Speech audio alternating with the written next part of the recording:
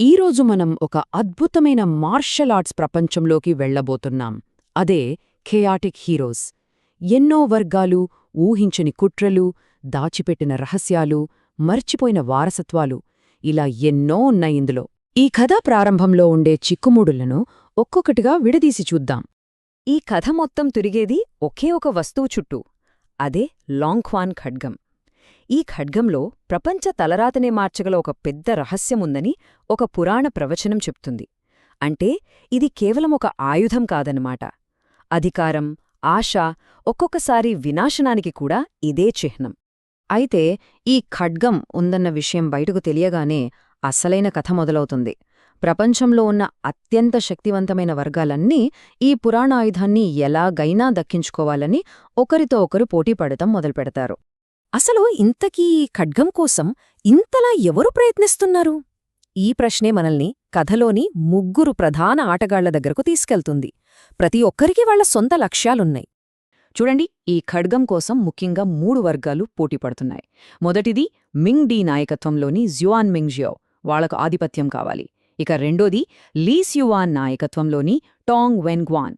వీళ్ల ప్లాన్స్ చాలా రహస్యంగా ఉంటాయి. ఇక చివరిగా నూ డీ నాయకత్వంలోని మ్యాజిక్ స్క్వేర్.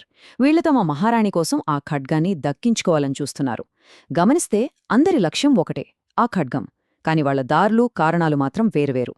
ఈ అధికార పోరాటాలన్నింటి మధ్యలో మన కథానాయకుడు లీ జింగ్ యున్ మనకు పరిచయమవుతాడు. చూడ్డానికి చాలా మామూలుగా ఈ ప్రమాదకరమైన ఆటలో అనుకోకుండా చిక్కుకున్నవాడిలా కనిపిస్తాడు. కాని అతని గురించి మనకు తెలియనిది చాలా ఉంది. లీ జింగ్ యున్ను బయటకు రప్పించడం కోసం జువాన్ మింగ్ జియావ్ వర్గం ఒక ప్లాన్ వేస్తుంది. అతని గురువు యాంగ్ షూజీ ఆచూకీ తెలిసిందంటూ ఒక తప్పుడు వార్తను వ్యాపింపజేస్తారు. తన గురువు ప్రమాదంలో ఉన్నాడన్నమ్మి లీ జింగ్ యున్ తను దాక్కున్న చోటు నుండి బయటకొస్తాడు. కాని పాపం, అతను తిరిగి వచ్చి చూసేసరికి అంతా అయిపోయింది. తన ఇల్లు నాశనమైపోయింది. గురువు కనిపించట్లేదు. అప్పుడర్థమవుతుందతనికి, ఇది ఒక పక్కా పన్నాగమని. ఈ దారుణం అతన్ని ప్రతీకారం వైపు నడిపిస్తుంది. ఇక్కడే కథలో అసలైన ట్విస్ట్ వస్తుంది. తన స్నేహితురాలు షీ మే చనిపోయిందననుకున్న కోపంలో లీ జింగ్ యూన్ 4 బిగ్ ఆంజున్పై తనలో దాగి ఉన్న అసాధారణమైన మార్షల్ ఆర్ట్స్ శక్తినంతా చూపిస్తాడు. అతనిలో అంత పవర్ చూసి అందరూ షాకవుతారు. అతనొక సాధారణ యువకుడు కాదని అప్పుడే అందరికీ స్పష్టంగా తెలిసిపోతుంది. అసలు లీ జింగ్ యూన్లోని ఆ శక్తి వెనక ఒక పెద్ద రహస్యమే ఉంది. ఆ రహస్యం అతని ప్రపంచాన్నే తలక్రిందులు చేయబోతోంది. ఇంతకీ ఈ నైపుణ్యాలన్నీ అతనికి ఎక్కడ్నుంచొచ్చాయి? ఇక్కడే మనకు కథలో మరో ముఖ్యమైన వ్యక్తి పరిచయమవుతాడు. బ్యాడ్ హ్యాండ్సమ్ అనే ముసుగు ధరించిన ఒక వ్యక్తి. ఇతనే కొన్నేళ్లుగా లీ జింగ్ యూన్కు రహస్యంగా అత్యున్నత మార్షల్ ఆర్ట్స్ విద్యను నేర్పిస్తూ వస్తున్నాడు.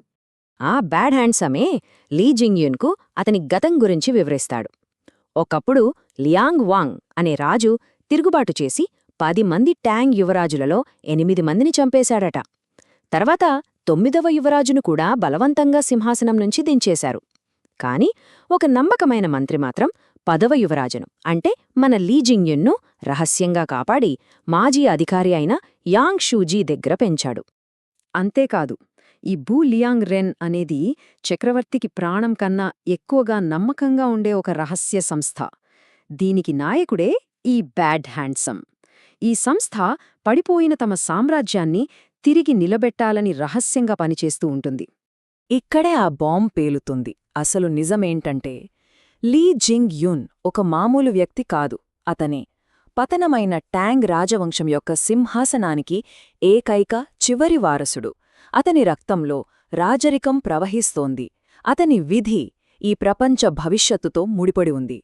మరి ఈ నిజం తెలిసాక లీ జింగ్ యూన్ ఏం చేశాడు? తనలో ఒక పెద్ద సంఘర్షణ మొదలవుతోంది.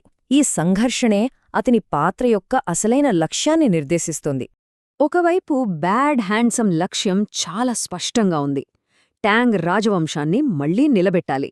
దానికోసం లీ జింగ్ యున్ను ఒక రాజుగా నిలబెట్టి, సైన్యాన్ని కూడగట్టి, సామ్రాజ్యాన్ని తిరిగి సంపాదించాలి. కాని లీ జింగ్ యున్ లక్ష్యం చాలా వ్యక్తిగతమైనది. సింహాసనాన్ని దొంగిలించిన జూ వెన్ను చంపి తన కుటుంబాన్ని నాశనం చేసినందుకు ప్రతీకారం తీర్చుకోవాలి. అంతే. అతనికి పాలించడంపై ఏమాత్రం ఆసక్తి లేదు. లీజింగ్ యున్ తన ఉద్దేశాన్ని చాలా స్పష్టంగా చెప్పేస్తాడు. అతను తన రాజరీక విధిని కాదనుకుని వ్యక్తిగత ప్రతీకారం కోసం తన సొంత మార్గాన్ని ఎంచుకుంటాడు. ఈ నిర్ణయమే కథను ముందుకు నడిపిస్తుంది. అయితే తన రాజరిక గుర్తింపు బయటపడటంతో లీ జింగ్యున్ జీవితం ఉన్నపళంగా ప్రమాదంలో పడుతుంది. అతని ప్రయాణం ఇప్పుడు మరింత ప్రమాదకరంగా మారిపోతుంది. అతనిపై ప్రమాదం మరింత పెరిగిపోతుంది. జువాన్మింగ్, జియావో వర్గం లీజింగ్యూన్ తలమీద ఏకంగా 10,000 బంగారు లియాంగుల భారీ బహుమతిని ప్రకటిస్తోంది. అంటే ఇప్పుడు అతనికి ఎదురయ్యే ముప్పు ఊహించలేనంత పెద్దదనమాట. అతని గుర్తింపు ఇప్పుడు అందరికీ తెలిసిపోయింది. దాంతో ప్రతి వర్గం, బహుమతుల కోసం వేటాడే ప్రతి ఒక్కరూ ఇప్పుడు అతని వెంటే పడుతున్నారు. నమ్మడానికి ఎవరూ లేరు, దాక్కోడానికి చోటు లేదు. ఇలాంటి కష్టమైన పరిస్థితుల్లో లీ జింగ్యున్ ముందిప్పుడు 3 స్పష్టమైన లక్ష్యాలున్నాయి. మొదటిది, టోంగ్ వెన్ గ్వాన్ వర్గం ఎత్తుకెళ్లినా తన స్నేహితురాలు షీమేని ఎలాగైనా కనిపెట్టాలి. రెండోది, లాంగ్క్వాన్ ఖడ్గంలోని రహస్యం తెలుసుకోవడం కోసం గాడ్ ఆపరేటర్ అని పిలువబడే సదరన్ స్మోపర్ను వెతకాలి. ఇక మూడోది, అతి ముఖ్యమైనది, ప్రతి ఒక్కరూ తనను చంపాలని చూస్తున్న ఈ ప్రపంచంలో ప్రాణాలతో బయటపడాలి. అతను సింహాసనాన్నే వద్దనుకున్నాడు, సరే, కాని విధి అతన్ని అంత సులభంగా వదిలిపెడుతుందా? తన వ్యక్తిగత ప్రతీకార యాత్ర చివరికి అతన్ని తిరిగి ఆ సింహాసనం వైపుకే నడిపిస్తుందా? ఈ ప్రశ్నలతోనే ఈ తిరస్కరించిన యువరాజు భవిష్యత్తు ఎలా ఉండబోతోందోనన్న ఉత్కంఠ మనలో మిగిలిపోతుంది.